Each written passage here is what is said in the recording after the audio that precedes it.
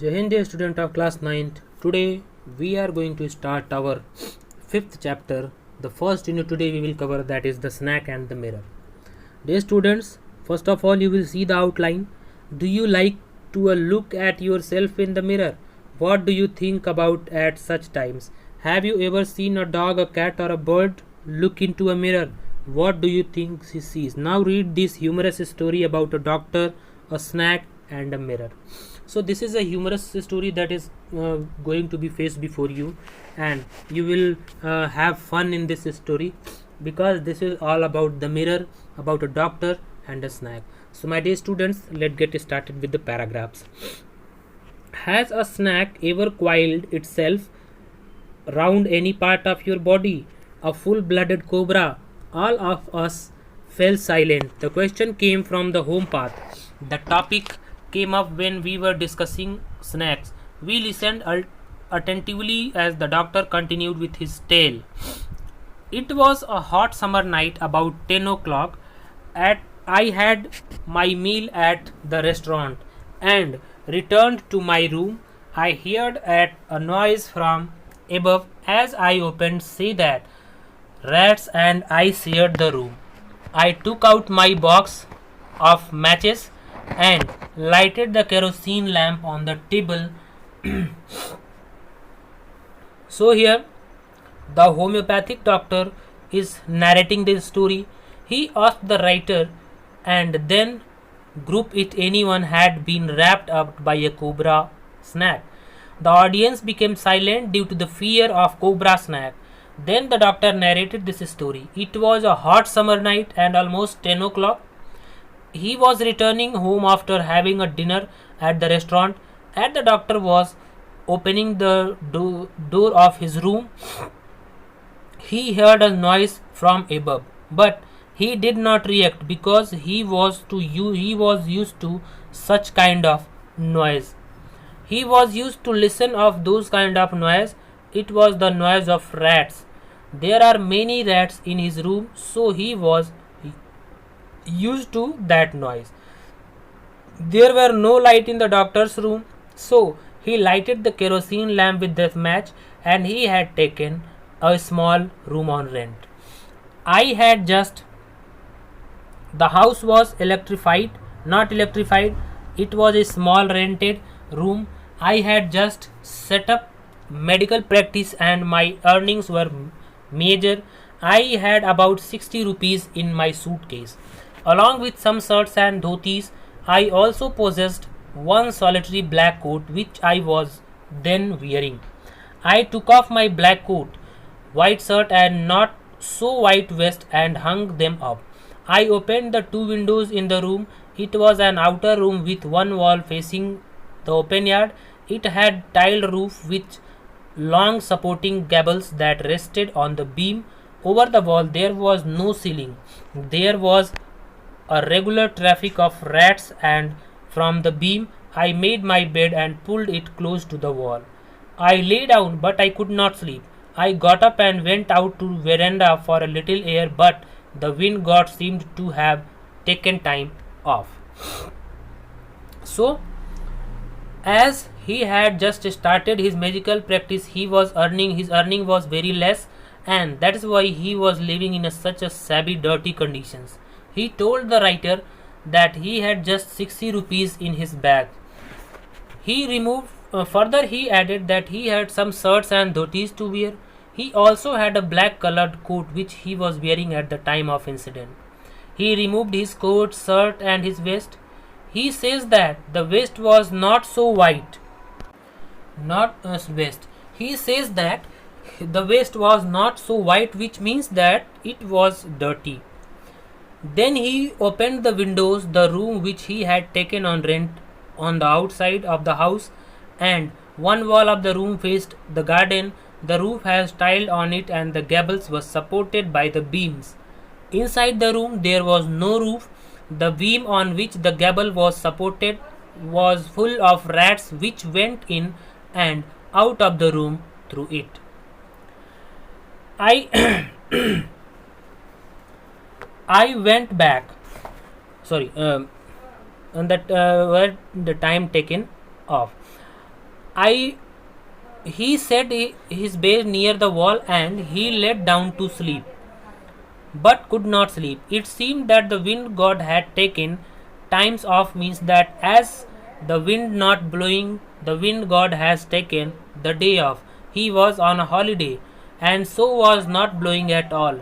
He had gone out get some fresh air because he did not have any fan or cooler in his room and he was feeling hot. I went back into the room and sat down on the chair. I opened the box beneath the table and I took out a book, the Materia Medica. I opened it at the table on which stood the lamp, a large mirror. Icel comb lay beside the mirror. One feels tempted to look into a mirror when it is near one. I took a look. In those days, I was a great admirer of beauty and I believe in making myself look handsome. I was unmarried and I was a doctor. I felt I had to make my presence felt. I picked up the comb and ran it through my hair and adjusted the parting so that it looked straight and neat. Again I heard that sound from above. I took a close look at my face in the mirror. I made an important decision. I would shave daily and I grew a thin mustache to look more handsome.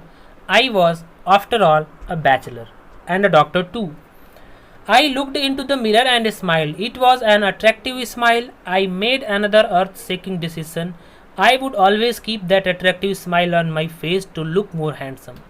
I was, after all, a bachelor and a doctor too, on the top of it. Again came the noise from the above.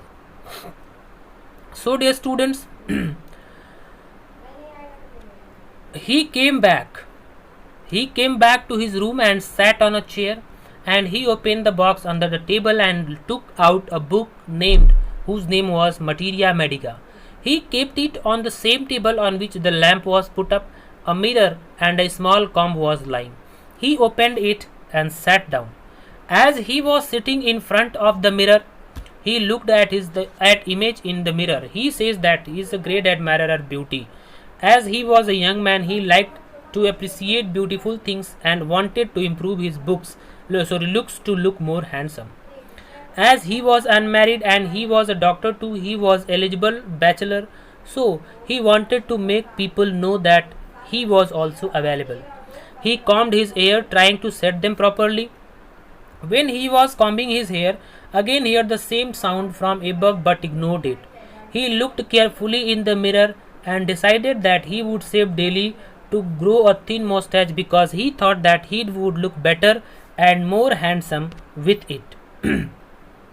Then further, the doctor repeats that he was not married and was a doctor too, so he wanted to say that he was supposed to look very handsome. He was supposed to be good looking so that he could get a better match for himself. He appreciated himself and said that he had an attractive smile. He had an attractive smile.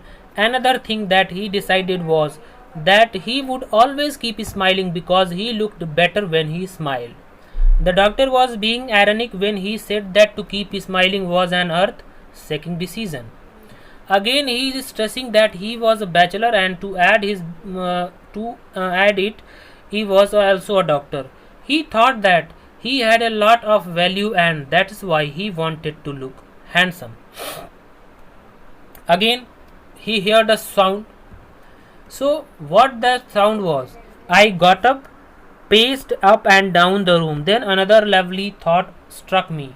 I would get married to a woman doctor who had plenty of money and good medical practice. She had to be fat for valid reason. If I made some silly mistakes and needed to run away, she should not be able to run after me and catch me. With such thoughts in my mind, I resumed my seat in the chair in front of the table. There were no more sounds from above. Suddenly, there came a dull thud, if a rubber tube had fallen to ground. Surely nothing to worry about. Even so, I thought I would turn around and take a look. No sooner I had turned than a fat snake wriggled over the back of chair and landed on my shoulder. The snake's landing on me and my turning were simultaneous. I did not jump. I did not tremble. I did not cry out. There was no time to do any such thing. The snake slithered along my shoulder and coiled around my left arm above the elbow. The hood was spread out and his head was hardly 3 or 4 inches from my face. It would not be correct to say merely that I sat there holding my breath. I was turned to stone, but my mind was very active. The door opened into darkness. The room was surrounded by darkness. In the light of lamp, I sat there like a stone image in the flesh. The student again he is stressing that he was a bachelor and to add he was a doctor. He thought that he is a lot of value. That's why he wanted to look handsome. He got up from his chair and started walking up and down in the room, and then he decided one more thing. He decided to marry a woman doctor with lots of money. For that he had a logical reason also. He reasoned that if sometime he makes some mistakes and his wife chases him in anger to hit him, she will not be able to run fast and catch him if she would be fat. Thinking all these things, the doctor sat again on the chair. Now the sound had stopped, but all of a sudden something fell down, making a sound of a thud. It felt like some rubber tube had fallen, and the doctor did not bother about it. But then he thought of turning round to see what had fallen.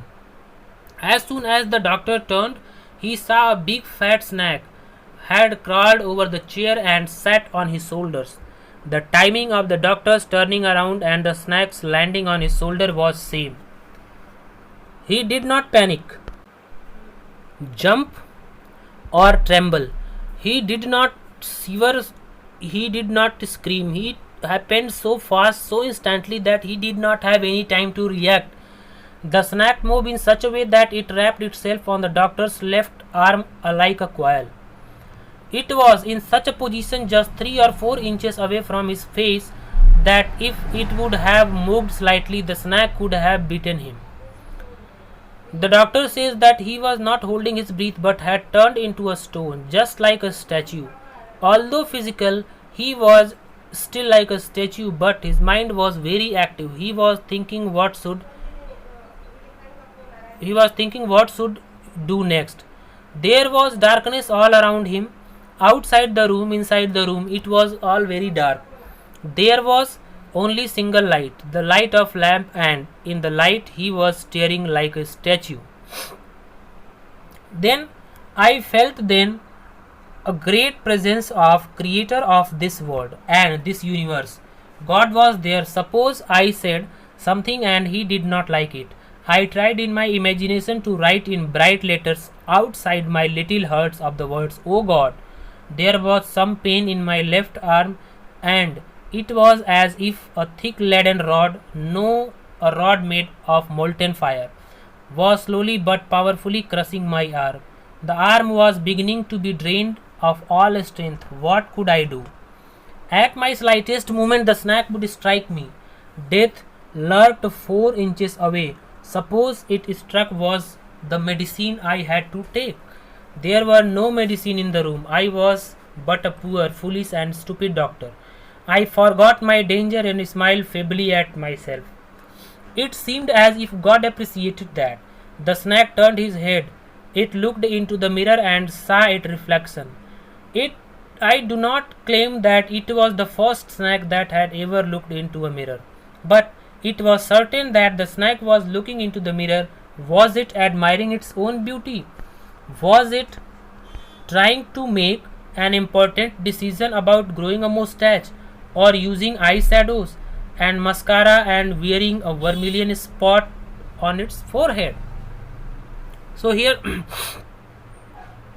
the doctor says that he was not holding his breath.